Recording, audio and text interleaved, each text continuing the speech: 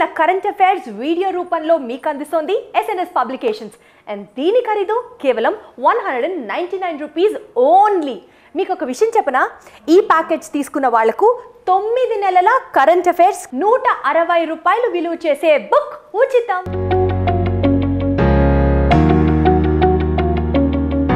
Hello students, welcome to SNS Publications Current Affairs session. So మనం daily current అఫైర్స్లో ఏవేవైతే points discuss చేస్తున్నామో ఇవాల్టి important పాయింట్స్ని కూడా మనం డిస్కస్ చేయడానికి రెడీ అయ్యాం. దీనిలో ఏవేవైతే ఇంపార్టెంట్ ఏరియాస్ ఉన్నాయో అంటే మనకి ఎగ్జామినేషన్ పాయింట్ ఆఫ్ వ్యూలో ఉపయోగపడే పాయింట్స్ మనం డిస్కస్ చేస్తున్నాం. ఎందుకనంటే ఒక డేలో నెంబర్ ఆఫ్ ఇష్యూస్ ఉంటాయి, కొన్ని ట్రాష్ కూడా ఉంటాయి, అంటే పెద్ద ఉపయోగపడిన ఇన్ఫర్మేషన్ కూడా ఉంటుంది. సో అలాంటి వాటిని మనం ఎలిమినేట్ చేసి ఏవైతే మనకి ఎగ్జామ్లో అడగడానికి స్కోప్ ఉంటుందో, లేకపోతే నేర్చుకోవాల్సిన అవసరం ఉంటుందో, లేదా ఖచ్చితంగా అవేర్నెస్ ఉండాల్సిన అవసరం ఉందో అలాంటి వాటి గురించి మనం మీకు అవగాహన ఉండాల్సిన అంశాలు ఏవైతే ఉన్నాయో వాటిని మనం డిస్కస్ చేస్తున్నాం. సో దానిలో భాగంగా ఇవాళ మనం ఈరోజు డిస్కస్ చేయబోతున్న అంశాలు ఇవి.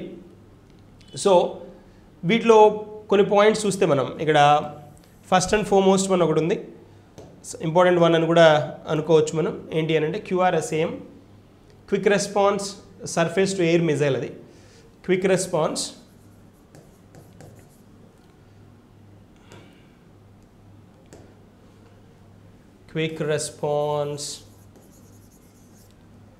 Surface to air missile.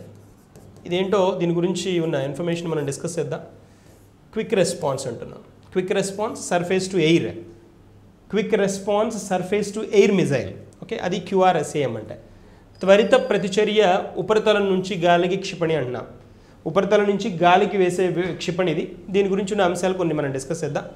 తర్వాత లక్ష్మీ విలాస్ బ్యాంక్, లక్ష్మీ విలాస్ బ్యాంక్ DBSCలో విలీనం. ఇది చూసాం కదా, ఇవాళ స్ట్రైకింగ్ పాయింట్ కదా ఇది. ఇది ఆల్రెడీ దీనికి రిలేటెడ్గా ఉన్న ఇన్ఫర్మేషన్ కొన్ని డిస్కస్ చేద్దాం. లక్ష్మీ విలాస్ బ్యాంక్ ఎలాంటి బ్యాంక్, సో ఎందుకు దాన్ని DBSలో కలపాల్సిన అవసరం వస్తుంది, ఈ పాయింట్స్ అని మనం డిస్కస్ చేద్దాం. తర్వాత మూహ్ బంద్ రఖో, మూహ్ బంద్ రఖో. ఇది రీసెంట్గా చాలా ఇన్నోవేటివ్గా, అంటే కొంచెం నూతనంగా ఉన్న కాన్సెప్ట్. దాని గురించి ఉన్న అంశాలు, దానిలో ఇన్వాల్వ్ అయి ఉన్న పాయింట్స్ ఏవైతే ఉంటాయో, క్రోడీకరించిన పాయింట్స్ ఏవైతే ఉంటాయో వాటిని మనం డిస్కస్ చేద్దాం. అది ఒకటి. తర్వాత 12th bricks summit, bricks summit ఉంది కదా, 12వ బ్రిక్స్ సమ్మిట్. దీని గురించి డిస్కస్ చేద్దాం. ఏంటిది బ్రిక్స్, దీని ఇంపార్టెన్స్ ఏంటి అనేది డిస్కస్ చేద్దాం. తర్వాత సెక్స్ రేషియో నిష్పత్తి ఉంది కదా, తెలుసు కదా. దీని నివేదిక రిపోర్ట్ 2018 రిపోర్ట్. సెన్సస్ కాదు, రిపోర్ట్ 2018 రిపోర్ట్ మనకి అవైలబుల్ ఉంది. దాని గురించిన కొన్ని పాయింట్స్ని, ముఖ్యమైన అంశాల గురించి డిస్కస్ చేద్దాం. ఇవి మనకి ఈరోజు మనం డిస్కస్ చేయబోతున్న టాప్ హెడ్లైన్స్ అనమాట, మెయిన్ పాయింట్స్ అనమాట. సో ఇప్పుడు మనం 1 by 1 వద్దాం. First and foremost and important one ఏంటి అంటే QRSAM అని చూస్తున్నాం.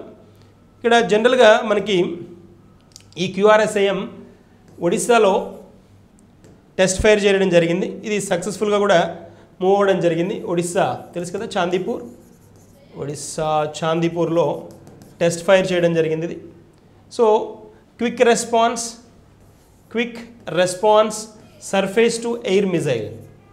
సర్ఫేస్ టు ఎయిర్ మిజైల్స్ అంటే ఏంటి అని అంటే, ఇక్కడ చూడండి, ఇది సర్ఫేస్, ఇక్కడ నుంచి ఎయిర్లోకి త్రో చేసే మిజైల్స్ అనమాట.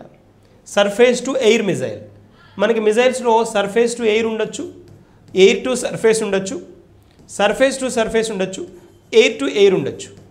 ఈ 4 వేరియేషన్స్ ఉండొచ్చు. సర్ఫేస్ టు సర్ఫేస్ కానీ, ఎయిర్ టు సర్ఫేస్ కానీ, సర్ఫేస్ టు సర్ఫేస్, తర్వాత ఎయిర్ టు ఎయిర్, ఈ 4 మోడల్స్ ఉండొచ్చు. దీనిలో ఈ 4 మోడల్స్లో ఈ పర్టికులర్ వన్ ఏంటి అంటే, దేని మోడల్ అంటే దీని పేరే QRSAM. Quick response surface to air missile. Surface to air, surface అంటే భూమి ఉపరితలం నుంచి ఎయిర్, ఆకాశంలోకి వేసే మిజైల్స్ అనమాట, ఆకాశంలోకి త్రో చేసే మిజైల్స్. సో ఈ మోడల్ మనం తెలుసు.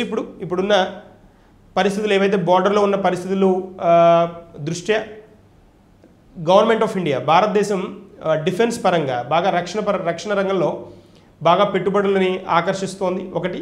తర్వాత ఇంకోటి ఏంటి అంటే, మనం లోకల్గా తయారయ్యే కంపెనీలు కానీ తయారు చేసే కంపెనీలకి ఎక్కువ ప్రయారిటీ ఇస్తుంది. అదొక పాయింట్ ఉంది. తర్వాత ఇంకోటి ఏంటి, ఎక్కువ మిజైల్స్ని రక్షణ రంగానికి ఏదైతే సపోర్ట్గా ఉండే మిజైల్స్ ఉన్నాయో, క్షిపణులు ఉన్నాయో వాటి మీద ఎక్కువ ఫోకస్ చేస్తాం. ఎందుకు అనంటే మనం ఎవ్రీడే చూస్తూ ఉంటే చైనా బార్డర్లో డిఫరెంట్ యాక్టివిటీస్ ఏవైతే ఉన్నాయో, మీకు లడాక్ కానీ అరుణాచల్ ప్రదేశ్ కానీ ఈ పర్టికులర్ బార్డర్స్లో దాన్ని చైనా యాక్టివ్గా ఉండడం ఏదైతే అబ్జర్వ్ చేస్తున్న ఇండియా దాన్ని ఇలాంటి క్షిపణుల మీద, ఇలాంటి డిఫెన్స్ డీల్స్ మీద ఎక్కువ ఫోకస్ చేస్తోంది. సో ఆ పాయింట్ తెలియాలి, వెరీ ఇంపార్టెంట్ వన్ ఇది. సో దీన్ని మనం ఏ మోడల్ అనుకుంటున్నాం, సర్ఫేస్ టు ఎయిర్ మోడల్ అనుకుంటున్నాం. So again then we have to focus on this one. దీన్ని ఎక్రోనిమ్ అడగడానికి కూడా స్కోప్ ఉంది. అంటే దాని ఫుల్ ఫామ్లో ఆర్ అంటే ఏంటి, ఎస్ అంటే ఏంటి, ఎం అంటే ఏంటి, ఇలా అడగడానికి స్కోప్ ఎక్కువ ఉంటుంది. అంటే అబ్రివేషన్, దాన్ని విస్తరించండి అని అడుగుతాడు కదా, అలా అడగడానికి స్కోప్ ఎక్కువ ఉంటుంది. దాన్ని QRSAM stands for quick response surface to air missile. Surface to air missile అంటే క్షిపణి కదా, that's a point. Surface to air model ఇది మనకి న్యూస్లో ఉన్నది. తర్వాత ఇంకొక పాయింట్ చూద్దాం, నెక్స్ట్ వన్కి వెళ్దాం. మనం మాట్లాడుకున్న ఈ QRSAM కదా, quick response surface to air missile కదా. ఇంకా ఇప్పుడు మీరు ఆకాష్ చూసారనుకోండి, ఆకాష్ అని వినుంటారు. ఆకాష్ కూడా ఇది కూడా సర్ఫేస్ టు ఎయిర్ మిజైల్ అనమాట. ఆకాష్ కూడా ఫేమస్ వన్. అంటే మనకి ఒక క్లాసిఫికేషన్ తెలియాలి. ఈ మిజైల్స్ గురించి డిస్కస్ చేస్తున్నప్పుడు తెలియాల్సిన బేసిక్ వన్ ఏంటి అని అంటే, బేసిక్ క్లాసిఫికేషన్ ఏంటి అంటే అది బ్యాలిస్టిక్ మిజైలా లేకపోతే క్రూయిజ్ మిజైలా అని తెలియాలి. Ballistic missile or cruise missiles ఇవి ఉంటాయి మనకి లిస్ట్లో జనరల్గా. మిజైల్స్ ఇలా క్లాసిఫై చేస్తాం. తర్వాత యాంటీ ట్యాంక్ మిజైల్స్ కూడా ఉంటాయి, యాంటీ ట్యాంక్ అని కూడా అంటాం. యాంటీ ట్యాంక్ మిజైల్స్ కూడా ఉంటాయి, ఇవి వేరు. యాంటీ ట్యాంక్లో మనం ఎప్పుడు బాగా ఫేమస్గా చూసేది నాగ్ చూస్తుంటాం. తర్వాత హెలీనా కూడా ఇది అడ్వాన్స్డ్ వర్షన్ ఆఫ్ నాగ్ అనమాట, అడ్వాన్స్డ్ వర్షన్. ఇవి యాంటీ ట్యాంక్ మిజైల్స్, అంటే శత్రువుల యొక్క ట్యాంక్స్ ఏవైతే ఉంటాయో, యుద్ధ ట్యాంకులు ఏవైతే ఉంటాయో వాటిని బ్లాస్ట్ చేయడానికి ఉపయోగించేవి అనమాట, నాగ్ కానీ హెలీనా కానీ. తర్వాత క్రూయిజ్ మిజైల్స్కి వస్తే ఇండియాలో క్రూయిజ్ అనగానే మనకు గుర్తొచ్చేది ఏంటి అంటే బ్రహ్మపుత్ర అండ్ మాస్కోవా. ఇది రష్యన్ టెక్నాలజీ తోటి ఇండియా ఇంట్రొడ్యూస్ చేసిన cruise missile. Brahma's is a super sonic cruise missile అంట, ఓకేనా, స్పెషల్ వన్. బ్రహ్మాస్ ఒకటి, తర్వాత నిర్భయ్ ఒకటి. నిర్భయ్ ఇది కూడా అనమాట. ఈ రెండు క్రూయిజ్ మిజైల్స్. ఇది ఇలా కనుక ఈ పర్టికులర్ చార్ట్ కనుక గుర్తుంది అని అంటే మనకి మిజైల్స్ క్లాసిఫికేషన్ ఈజీ గుర్తుంటుంది. సో వెరీ ఇంపార్టెంట్ కూడా ఇది. తర్వాత బ్యాలిస్టిక్ మిజైల్స్కి వచ్చేటప్పటికి పృథ్వీ అని వింటాం. పృథ్వీ అని, ఆకాష్ అని, అస్త్ర అని. తర్వాత అగ్ని సిరీస్ చాలా ఫేమస్ వన్. అగ్ని సిరీస్, అగ్ని 1 to 5 కదా ఈ సిరీస్, 1 to 5 సిరీస్. ఇవన్నీ బెస్ట్ ఎగ్జాంపుల్స్గా బ్యాలిస్టిక్ మిజైల్స్కి చెప్పచ్చు. వీటి గురించి ఇన్డెప్త్ ఇన్ఫర్మేషన్ మనం ఆ కాన్సెప్ట్ పరంగా మనం డిస్కస్ చేస్తున్నప్పుడు వెళ్దాం. ఏ మిజైల్ కెపాసిటీ ఎంత, ఎలా ఉపయోగిస్తారు, ఇలాంటి వాటిని మనం డిస్కస్ చేయొచ్చు. మనం నిన్నటి సెషన్ చెప్పుకుంటూ పృథ్వీ మిసైల్ రూపకర్త ఒకరు ఉన్నారని చెప్పాను. పృథ్వీ మిసైల్ రూపకర్తగా మనం వెరీ స్పెషల్ పర్సన్ అని కూడా చెప్పుకున్నాం, వికే సరస్వత్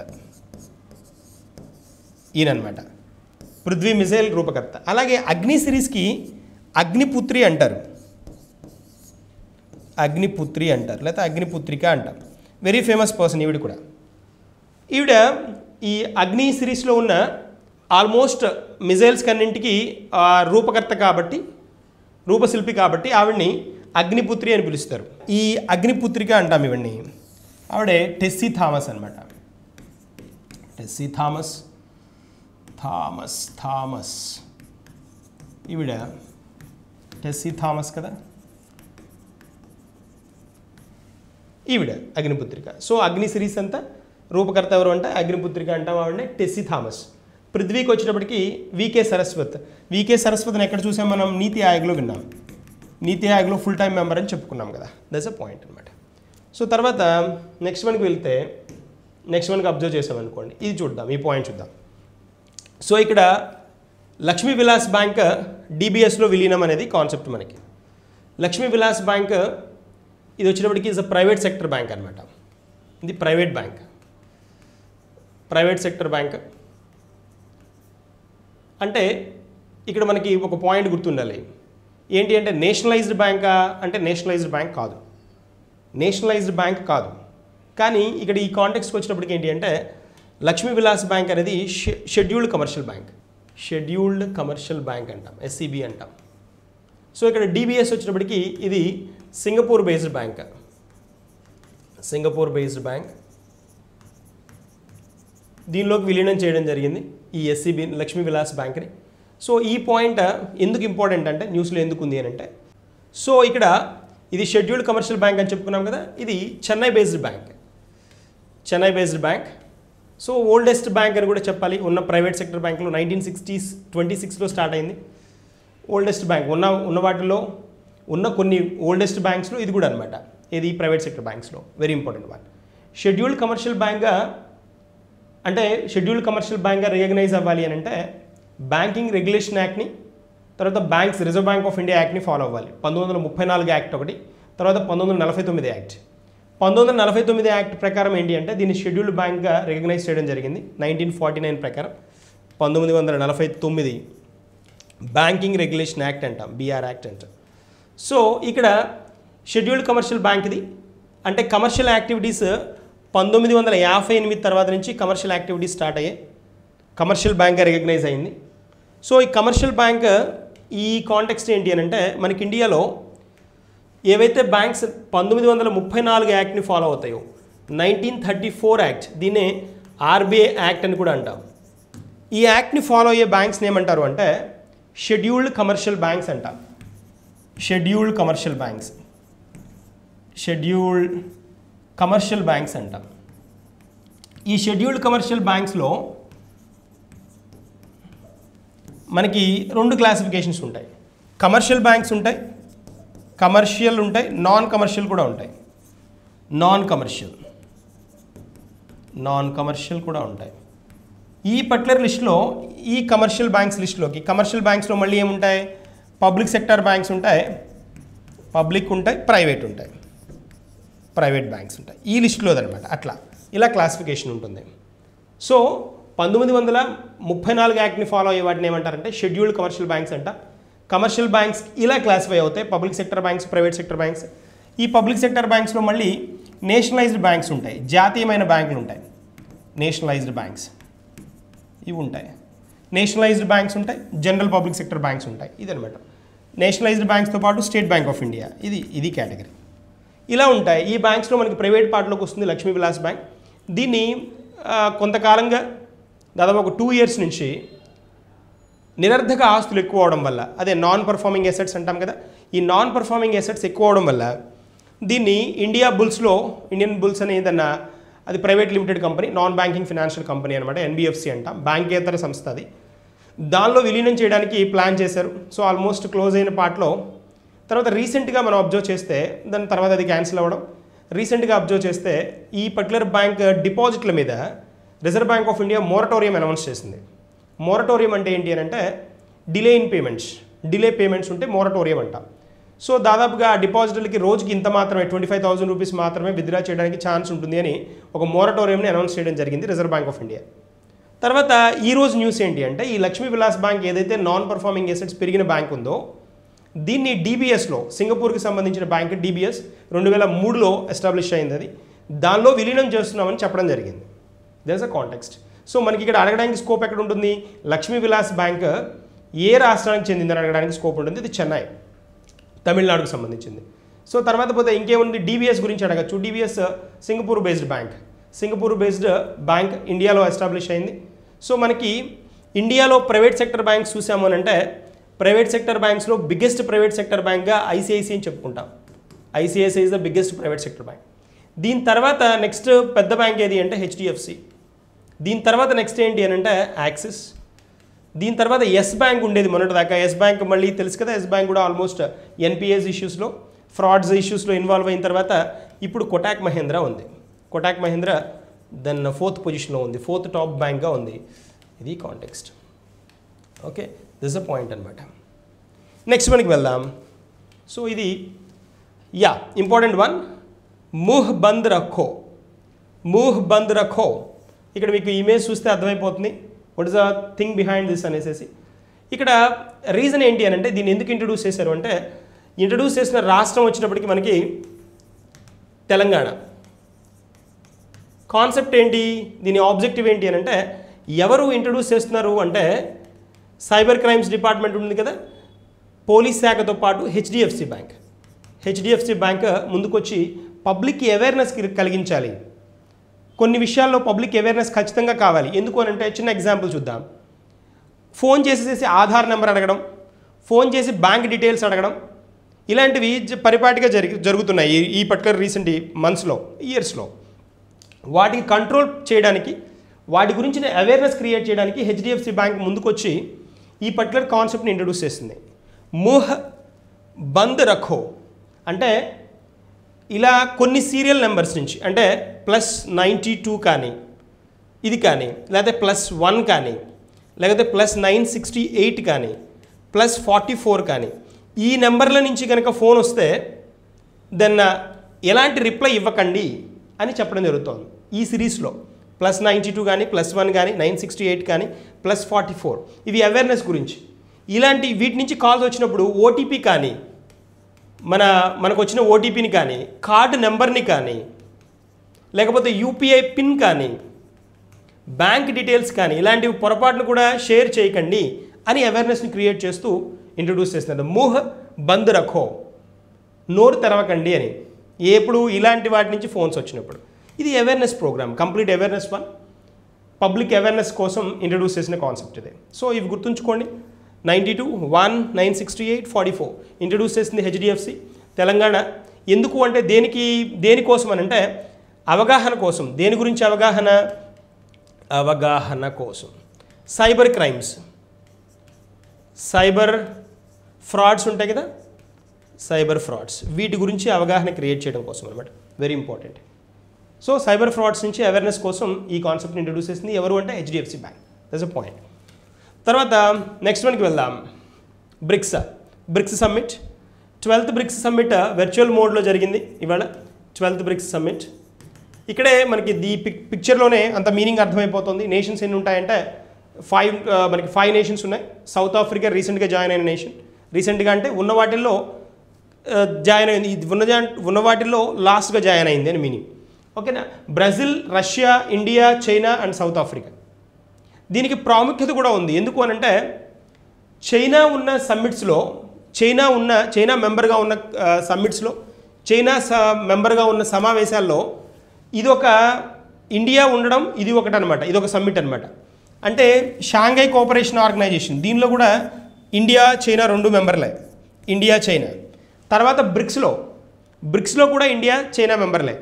తర్వాత ఇంకొకటి మొన్నటిదాకా ఆర్సీఈపీ అని ఉండేది, రీజనల్ కాంప్రహెన్సివ్ ఎకనామిక్ పార్ట్నర్షిప్ అని ఉండేది. దీని నుంచి ఇండియా విత్డ్రా అయింది కాబట్టి ఇప్పుడు ఇది లేదు. ఈ రెండింటిలోనే ఇప్పుడు బ్రిక్స్ ఒకదానిలో, తర్వాత ఎస్సీబీలో, ఈ రెండిట్లో చైనా, ఇండియా 2 మెంబర్లు. అంటే ఇప్పుడు మనకి ఇలాంటి సమ్మిట్స్ జరిగినప్పుడు, ఇది వర్చువల్ సమ్మిట్, ఎలాగో 12వ సమ్మిట్.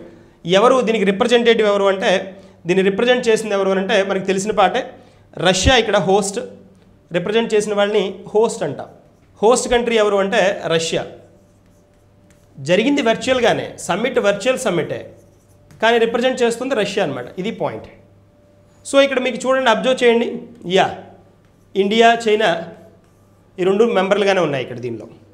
సో ఇక్కడ ఈ నేషన్ వర్చువల్స్, ఈ పర్టికులర్ నేషన్స్, ఈ 5 కంట్రీలు గ్రూప్గా ఉన్న ఈ పర్టికులర్ మీటింగ్ ఎక్కడ జరిగింది అనే పాయింట్ అడగడు. ఎందుకు అని అంటే వర్చువల్ సమ్మిట్ కాబట్టి. వర్చువల్ సమ్మిట్లో హోస్ట్ ఎవరిని అడుగుతాడు? Host Russia. ఎలాగంటే హోస్ట్ అనేది ఎలాగా టర్న్ అవుతారు అని అంటే మనకి 2019లో 2019లో జరిగిన సమ్మిట్ 11వ సమ్మిట్, 11th సమ్మిట్. ఇది బ్రెజిల్లో జరిగిందనమాట. బ్రెజిల్లో. సో 2020 ఇప్పుడు సమ్మిట్ ఎక్కడ జరగాలి? రష్యాలో జరగాలి, 12th. అదేంటది రష్యాలో జరగాలని ఎలా తెలుస్తుంది అని అంటే ఇక్కడ ఈ సమ్మిట్స్ ఆర్డర్ ఉంటుంది, సైక్లిక్ ఆర్డర్లో జరుగుతాయి. అంటే first Brazil, Russia, India, China, South Africa. ఈ సౌత్ ఆఫ్రికా అయిపోయిన తర్వాత మళ్ళీ ఎక్కడి నుంచి వస్తాయి? మళ్ళీ Brazil, Russia, India, China, South Africa. 2019లో బ్రెజిల్లో జరిగింది కాబట్టి ఇప్పుడు రష్యా హోస్ట్ చేస్తోంది. నెక్స్ట్ ఇయర్ ఎవరు హోస్ట్ చేస్తారు? ఇండియా చేస్తుంది. The next year China, the next year అలాగనమాట. ఇలా ఈ సీక్వెన్స్లో జరుగుతుంది కాబట్టి అది point. 2020 12th summit Russia host అనేది జరగాలి, తెలియాలి. తర్వాత ఇప్పుడు ఈ పర్టికులర్ మీటింగ్లో మనం ఇండియా రైజ్ చేసిన పాయింట్స్ చాలా క్లియర్గా తెలిసిపోతాయి. ఇండియా రైజ్ చేసిన పాయింట్స్ చాలా క్లియర్గా ఉన్నాయి. ఏం చెప్తోంది అంటే ఇండియా, బాబు మేజర్ పాయింట్స్ 3 ఉన్నాయి, ఈ మూడింటి మీద ఫోకస్ చేయాలి అని చెప్తోంది. ఒకటి ఏంటి అంటే ఫస్ట్ది and most important one, terrorism. దీనికి యాంటీ టెర్రరిస్ట్ యాక్టివిటీస్ని ఇంట్రడ్యూస్ చేయండి. యాంటీ టెర్రరిజం గురించి మనం ఖచ్చితంగా అందరూ మాట్లాడాలి, దానిలో చైనా గొంతు విప్పాలి అని ఇండియా మాట్లాడడం జరిగింది. ఇది ఒక పాయింట్, టెర్రరిజం. సెకండ్ వన్ ఇప్పుడు ఏంటి అంటే ఇంకోటి, ఏ మీటింగ్ జరిగిన కామన్ వన్ ఏంటి అంటే కోవిడ్ పాండమిక్ గురించి మాట్లాడుతున్నారు. కోవిడ్-19 పాండమిక్ గురించి, దీని వ్యాక్సిన్స్ గురించి, దీనికి రిలేటెడ్గా ఉన్న ఇన్ఫర్మేషన్ గురించి మాట్లాడుతున్నారు. ఇప్పుడు ఇండియా పరిస్థితి చూస్తే ఇండియాలో మనకి స్పుత్నిక్ ఒకటి ఉంది, స్పుత్నిక్ వి ఆర్ స్పుత్నిక్ 5 అనండి, స్పుత్నిక్ వి ఇదొకటి. తర్వాత మోడర్నా ఇదొకటి రెడీగా ఉంది, అంటే ఆల్మోస్ట్ 95% యాక్యురసీతో నడుస్తున్నాయి ఈ 2. తర్వాత థర్డ్ వన్ వచ్చేటప్పటికి ఈ రెండింటితో పాటు మనకి ఇంకొకటి కూడా ఉంది, ఇంకొక పర్టికులర్ వ్యాక్సిన్ కూడా అవైలబుల్గా ఉంది. అండ్ ఫైజర్ ఇది ఈ రెండు యుఎస్వి, ఇది వచ్చేటప్పటికి రష్యాదనమాట. ఇవి వ్యాక్సిన్స్ మీకు నడుస్తున్నాయి ఇప్పుడు మనకి ఆల్మోస్ట్ 3rd లెవెల్ ట్రయల్లో ఉన్నాయి కాబట్టి ఇవి తెలియాలి. తర్వాత దీని కంట్రోల్ ఆర్గనైజేషన్ మనకు ఉంది, CDSCO. ఈ CDSCO ఏంటి అంటే central drug standard control organisation అంట. I will write over here, central drug standard control organisation. అంటే మనం ఇంగ్లీష్లో ఇలా రాస్తాం, CDSCO అంటాం. తెలుగులో అయితే డ్రగ్స్ అంటే ఔషధాలు కదా, కేంద్ర ఔషధాల ప్రమాణాలను నియంత్రించే సంస్థ, అది పాయింట్. సో ఈ CDSCO మనకి వెరీ వెరీ ఇంపార్టెంట్. ఎందుకు అని అంటే దీని మీద ఫోకస్ ఉండాలి, ఎందుకంటే దీని హెడ్ క్వార్టర్స్ ఢిల్లీలో ఉంది. వాటి ప్రమాణాలు, వాటి స్టాండర్డ్స్ ఎలా ఉన్నాయి, ఇలాంటి వచ్చిన వ్యాక్సిన్స్ వీటి స్టాండర్డ్ ఎలా ఉన్నాయని చెక్ చేసేది CDSCO కాబట్టి తెలియాలి, ఇంపార్టెంట్ వన్. తర్వాత నెక్స్ట్ ఇక్కడ థర్డ్ పాయింట్ ఇంకా ఏం చెప్పింది అని అంటే India first terrorism, second COVID-19 గురించి మాట్లాడింది. తర్వాత అంతర్జాతీయ ఇంటర్నేషనల్ ఆర్గనైజేషన్స్ ఉంది కదా, ఇంటర్నేషనల్ ఆర్గనైజేషన్స్ ఏవైతే ఉన్నాయో వాటిలో మార్పు అంటోంది, అంటే వాటి పద్ధతిలో మార్పు రావాలని చెప్తోంది. ఏ ఆర్గనైజేషన్ గురించి మాట్లాడుతోంది అని అంటే United nations security council, UNSC గురించి మాట్లాడుతోంది. అంటే UNSC రీసెంట్గా ఏవైతే UNSC మీద ఇండియా చేంజెస్ కావాలని చెప్తోందో, అంటే మార్పు రావాలి వాటి ధోరణిలో. ఎప్పుడో పాత రోజుల్లో 1945లో ఉన్న సిస్టమ్నే ఇప్పటికి ఇంకా ఫాలో అవుతున్నాయి, ఇది స్టార్ట్ అయినప్పుడు ఉన్న సిస్టమ్ ఫాలో అవుతున్నాయి. చేంజెస్ రావాలి ఈ సిస్టంలో, దీని మెకానిజంలో, దీని ఆలోచనలో అని చెప్పడం జరిగింది. ఆ పాయింట్ తెలియాలి. ఈ 3 points major important one. 12th BRICS సమ్మిట్లో మేజర్గా మాట్లాడిన పాయింట్స్ ఇవి. టెర్రరిజం గురించి, టెర్రరిస్ట్ యాక్టివిటీని చైనా ఎలాగూ వాళ్ళని పెంచి పోషించకూడదు, వాటి మీద కంట్రోల్ రావాలి, తనే కంట్రోల్ చేయాలి అని చెప్పింది ఇండియా ఇక్కడ. తర్వాత కోవిడ్-19కి రిలేటెడ్గా తను ఎలా వేరే కంట్రీస్ మీద డిపెండ్ అవుతుందో, తను ఎక్కడెక్కడి నుంచి తను వ్యాక్సిన్స్ని వీటిని ఫోకస్ చేస్తోంది, ఈ డిసీజ్ని, ఈ పర్టికులర్ పాండమిక్ డిసీజ్ని కంట్రోల్ చేయడానికి ఏ చర్యలు తీసుకుంటుంది అనేది మాట్లాడింది. తర్వాత ఇంటర్నేషనల్ ఆర్గనైజేషన్స్, UNSC లాంటి వాటిలో వాటి ధోరణిలో రావాల్సిన మార్పు గురించి మాట్లాడింది. ఈ 3 పాయింట్లు అనమాట. That's a point. తర్వాత నెక్స్ట్ వన్కి వెళ్దాం. ఇది ఒక రకంగా స్పెషల్ పాయింట్ అనే చెప్పాలి. ఈ సెక్స్ రేషియో ఏదైతే ఉందో దీని రిపోర్ట్ 2018 రిపోర్ట్, 2018 స్టాటిస్టిక్స్ మనకి అవైలబుల్గా ఉంది. జనరల్గా 2011 సెన్సస్ కదా, గణాంకాలు 2011లో జరిగాయి. ఇవి సెన్సస్ మళ్ళీ నెక్స్ట్ సెన్సస్ ఎప్పుడు వస్తాయి? 2021కి సెన్సస్ వస్తాయి. ఈలోపు వార్షికంగా ఇచ్చే రిజల్ట్స్ అనమాట ఇవి. వార్షికంగా ఇచ్చే రిజల్ట్స్ 19th మనకి రాలేదు, అవైలబుల్ లేదు, 18th అవైలబుల్ ఉంది. దీనిలో ఏం చెప్తున్నారు అంటే దీనికి రిలేటెడ్గా ఉన్న పాయింట్స్ మనకి ఏం చెప్తున్నారు అంటే ఇక్కడ మనం అబ్జర్వ్ చేస్తే తెలిసిపోతుంది. ఈ పర్టికులర్ రిపోర్ట్ ఎవరు ఇస్తారు అంటే ఈ రిపోర్ట్ని మనకి రిజిస్ట్రార్ జనరల్ ఆఫ్ ఇండియా ఇస్తుంది. Registrar general of India RGI అంటాం. రిజిస్ట్రార్ జనరల్ ఆఫ్ ఇండియా ఇది ఇస్తుంది అనమాట. దీని ఆబ్జెక్టివ్ ఏంటి అని అంటే ఈ రిజిస్ట్రార్ జనరల్ ఆఫ్ ఇండియా మనకి లాంగ్ బ్యాక్ స్టార్ట్ అయింది 1961లోనే. దీని ఫంక్షన్ ఏంటి అని అంటే మనకి సివిల్ రిజిస్టర్ సిస్టమ్ అని ఉంటుంది. సివిల్ రిజిస్టర్ సిస్టమ్ ఇదొకటి. తర్వాత ఎస్ఆర్ఎస్ అని ఉంటుంది, శాంపిల్ రిజిస్టర్ సిస్టమ్ అని. శాంపిల్ రిజిస్టర్ సిస్టమ్ అని వీటిని బేస్ చేసుకొని శాంపిల్గా తర్వాత పబ్లిక్గా పౌరుల యొక్క స్టాండర్డ్స్ ఎలా ఉన్నాయి, వాళ్ళ ఒక్కొక్క స్టేట్లో సెక్స్ రేషియో కాంటెక్స్ట్ ఎలా ఉంది, ఇలాంటివన్నీ డిస్క్లోజ్ చేస్తుందన్నమాట, చెప్తుందన్నమాట. అంటే ఇక్కడ మనకి ఇప్పుడు మనం దీని గురించి మాట్లాడితే సెక్స్ రేషియో గురించి మాట్లాడితే దీనికి ఒకటే పాయింట్ అనమాట. దీన్ని ఎలా క్యాలిక్యులేట్ చేస్తారు అంటే దేన్ని బేస్ చేసుకొని చేస్తారు అంటే ప్రతి 1000 మంది పురుషులకి ఎంతమంది స్త్రీలు ఉన్నారు అనే క్యాలిక్యులేషన్ చేస్తారు. ఇదే అనమాట సెక్స్ రేషియో అంటే సెక్స్ రేషియో అట్ బర్త్ అంటారు. రేషియో అట్ బర్త్ అంటారు. ఇది పాయింట్. ఎస్ఆర్బి అంటారు, సెక్స్ రేషియో ఎట్ బర్త్. ఇది అనమాట. అంటే ప్రతి 1000 మంది పురుషులకి ఒక్కొక్క స్టేట్లో ఎందరు స్త్రీలు ఉన్నారు అనేది కాన్సెప్ట్ ఇక్కడ. ఈ క్యాలిక్యులేషన్ ఏదైతే ఉందో విమెన్ నెంబర్ ఇస్తారనమాట. ఈ పురుషుల నెంబర్ స్టాండర్డ్, అది స్టాండర్డ్గా 1000 ఉంటుంది, అది 1000 అనమాట. ఈ ప్రతి 1000 మంది పురుషులకి ఎంతమంది ఫిమేల్ ఉన్నారు అనేది కాన్సెప్ట్. ఓకేనా? అంటే దీన్ని బట్టి ఇక్కడ వేరియేషన్ చెప్తూ ఉంటారు అనమాట. స్టేట్లో పెరిగాయా తగ్గాయా, ఓవరాల్గా కంట్రీలో పెరిగిందా తగ్గిందా, ఇలాంటి స్టాటిస్టిక్స్ అని చెప్తారు. మనం 2018లో ఉన్న రిజల్ట్ ఎందుకు చూడాలి, రిపోర్ట్ ఎందుకు చూడాలి అని అంటే క్వశ్చన్ అడుగుతాడు. 2018 రిపోర్టు ప్రకారం క్వశ్చన్ అడుగుతాడు. ఈ రిపోర్ట్ కనుక తెలిస్తే 2021లో వచ్చే మనం చేంజెస్ని కొంత మటుకు చెక్ చేయడానికి ఛాన్స్ జరుగుతుంది. ఓహో ఇలా ఉండబోతోందా అని అవగాహన తెచ్చుకోవడానికి ఛాన్స్ జరుగుతుంది. అది పాయింట్. సో ఇక్కడ మనం అబ్జర్వ్ చేస్తే ఈ కాంటెక్స్ట్ కనుక అబ్జర్వ్ చేస్తే ఇప్పుడు ఉన్న స్టేట్స్లో అంటే మనకున్న ఈ స్టాటిస్టిక్స్, ఈ రిపోర్ట్ దేనికి ఇచ్చారు అంటే మొత్తం మనకి 28 స్టేట్లు, 8 కేంద్రపాలిత ప్రాంతాలు ఉన్నాయి. కానీ మొత్తం వీళ్ళు ఇచ్చిన స్టాటిస్టిక్స్ ఏంటి అంటే 30 స్టేట్లకి 30 స్టేట్స్ ప్లస్ యూనియన్ టెరిటరీస్ మొత్తం కలిపి 30 అనమాట. స్టేట్స్ యూనియన్ టెరిటరీస్ మొత్తం కలిపి 30 ప్రాంతాలకి వీళ్ళు రిపోర్ట్ ఇవ్వడం జరిగింది. ఏ రాష్ట్రాలకి రిపోర్ట్ లేదు అని అంటే బీహార్కి లేదు, బీహార్ ఇన్ఫర్మేషన్ లేదు, మహారాష్ట్ర ఇన్ఫర్మేషన్ లేదు, జార్ఖండ్ ఇన్ఫర్మేషన్ లేదు, ఉత్తరప్రదేశ్ ఇన్ఫర్మేషన్ లేదు, తర్వాత సిక్కిం ఇన్ఫర్మేషన్ లేదు. ఈ రాష్ట్రాలు దీంతోపాటు వెస్ట్ బెంగాల్ ఈ స్టేట్ల రిపోర్ట్ ఇవ్వలేదు. ఈ స్టేట్ల రిపోర్ట్స్ కాకుండా మనకి మిగిలిన రాష్ట్రాలు మొత్తం స్టేట్స్ యూనియన్ టెరిటరీస్ కలిపి మొత్తం 30కి రిపోర్ట్ ఇవ్వడం జరిగింది.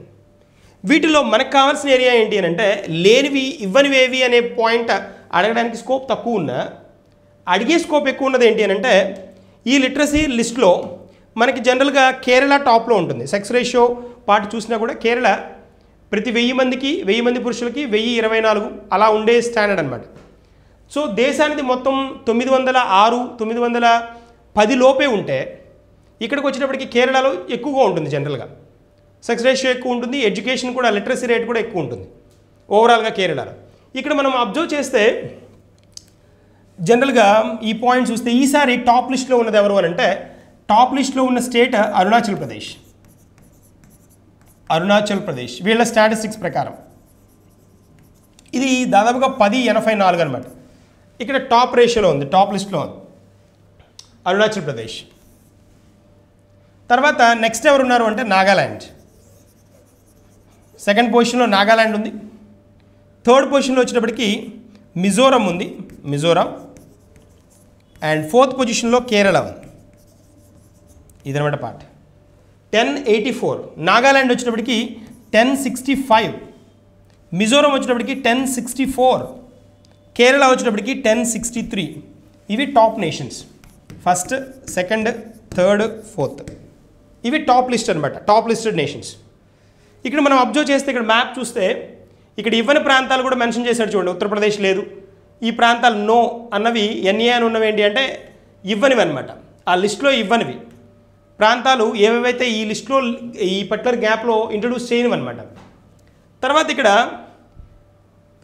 ఇచ్చిన స్టేట్లో చూడండి, ఇక్కడ ఇచ్చిన పార్ట్లో మనం టాప్ లిస్ట్ తెలియాలి, లిస్ట్ కూడా తెలియాలి. లిస్ట్ ఏ ఉన్నాయో కూడా తెలియాలి కదా. లిస్ట్ కనుక మనం అబ్జర్వ్ చేస్తే ఇవి టాప్ అరుణాచల్ ప్రదేశ్, నాగాలాండ్, మిజోరం, కేరళ. లిస్ట్ కనుక లిస్ట్ అబ్జర్వ్ చేస్తే మణిపూర్ లిస్ట్లో ఉంది. ఇట్ హ్యాస్ నోటెడ్ 757 అనమాట. దీని తర్వాత అంటే ఇది లాస్ట్ అన్నింటికంటే చివరిది అనమాట, 30వ అన్నట్టుగా. మనకి 30 కదా స్టాటిస్టిక్స్ ఇచ్చింది, ఇది లాస్ట్ అనమాట. దీని తర్వాత అంటే దీనికంటే ముందున్నది ఏంటి అంటే దీనికంటే నెక్స్ట్ ముందున్నది లక్షద్వీప్. ఈ లక్షద్వీప్ వచ్చేటప్పటికి రఫ్గా 839 అనమాట ఈ నెంబరు. తర్వాత డయ్యూ అండ్ డామన్ అంటాం కదా, ఆర్ డామన్ అండ్ డయ్యూ ఎలా అయినా అనొచ్చు. సో 877 నోట్ చేసింది అనమాట. తర్వాత ఇంకా నెక్స్ట్ పార్ట్లో అంటే మణిపూర్, లక్షద్వీపు, డయ్యూ, డామన్. తర్వాత పంజాబ్ అండ్ గుజరాత్. ఈ రెండు నేషన్స్ చూస్తే, ఈ రెండు స్టేట్స్ చూస్తే అబ్జర్వ్ చేస్తే పంజాబ్ అండ్ గుజరాత్ ఇవి నోట్ చేసిన నెంబర్ ఎంత అంటే 896 అనమాట. 896 ఈ రెండింటివి. ఇవి లీస్ట్లో ఉన్నవి, లీస్ట్ చివరి నుంచి ఉన్నవి అనమాట. మణిపూర్ అన్నిటికంటే లాస్ట్, టాప్ ఎవరు అంటే అరుణాచల్ ప్రదేశ్. ఇవి మధ్యంతరంగా వచ్చిన స్టాటిస్టిక్స్ అనమాట, 2018. బట్ మనకి అఫీషియల్గా ఫైనల్గా ఎప్పుడు వస్తాయి, 2021లో వస్తాయి. ఆ పాయింట్ క్యాచ్ చేయండి, ఇట్స్ ఇంపార్టెంట్ వన్. సో ఇక్కడ లీస్ట్ అనేది మణిపూర్ ఒకటి గుర్తుండాలి, టాప్ 1 అనేది అరుణాచల్ ప్రదేశ్, ఈ రెండు గుర్తుండాలి. టాప్ 1 1084, లీస్ట్ 1 757, ఇవి గుర్తుండాలి. తర్వాత మనం నెక్స్ట్ వన్కి వెళ్తే నెక్స్ట్ చూద్దాం, ఇవాళ క్వశ్చన్లోకి వచ్చేద్దాం. ఇక్కడ అబ్జర్వ్ చేయండి, క్రింది ప్రకటనలు పరిశీలించండి.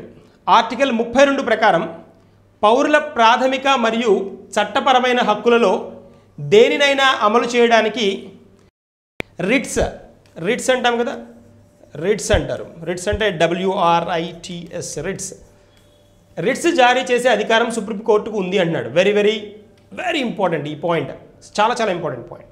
ఆర్టికల్ 32 ప్రకారం ఏది సుప్రీంకోర్టుకు అంటున్నాడు, సుప్రీంకోర్టుకు. తర్వాత రెండో పాయింట్ ఏమి ఇచ్చాడు, హైకోర్టు తన ప్రాదేశిక అధికార పరిధికి వెలుపల ఏ అధికారాన్నైనా రిట్స్ జారీ చేయదు. తన ప్రాదేశిక అధికార పరిధికి లోపల ఏ అధికారానికైనా రిట్స్ని జారీ చేయదు అంటున్నాడు. ఈ రెండు పాయింట్లో కరెక్ట్ ఏదో, రెండు కరెక్టా, ఏదో ఒకటి కరెక్టా, ఇది అనేది మనం ట్యాగ్ చేయాలి, అబ్జర్వ్ చేయాలి. ఓకేనా, అది పాయింట్. తర్వాత ఇక్కడ ఇచ్చిన ఆప్షన్స్ చూడండి, సేమ్ ఒకటి అనడం, దీనికి ఆన్సర్ మీరు టర్న్ చేయండి, ఏనా, బీనా, సీనా, డీనా అని. దెన్ మనం అక్కడ ఆన్సర్ ఏంటనేది నేను వివరణతో సహా ఎక్స్ప్లెనేషన్స్తో సహా మీకు ఇవ్వడానికి జరుగుతుంది అనమాట. తర్వాత వచ్చేటప్పటికి నెక్స్ట్ వన్కి వెళ్దాం. నెక్స్ట్ క్వశ్చన్ ఇది కూడా చూడండి, ఇది ఎకానమిక్ రిలేటెడ్ క్వశ్చన్. ముందు మనం చూసింది ఏంటి అని అంటే ముందు చూసిన క్వశ్చన్ పాలిటిక్స్ సంబంధించిన క్వశ్చన్, పొలిటికల్ సైన్స్కి ఆర్ పాలిటిక్స్ సంబంధించిన క్వశ్చన్. ఇది వచ్చి ఆర్థిక శాస్త్రానికి సంబంధించింది, ఎకానమీకి సంబంధించిన క్వశ్చన్. క్రింది ప్రకటనలు పరిశీలించండి. ద్రవ్యోల్బణం కరెన్సీ కొనుగోలు శక్తిలో తగ్గుదలను సూచిస్తుంది అంటాడు.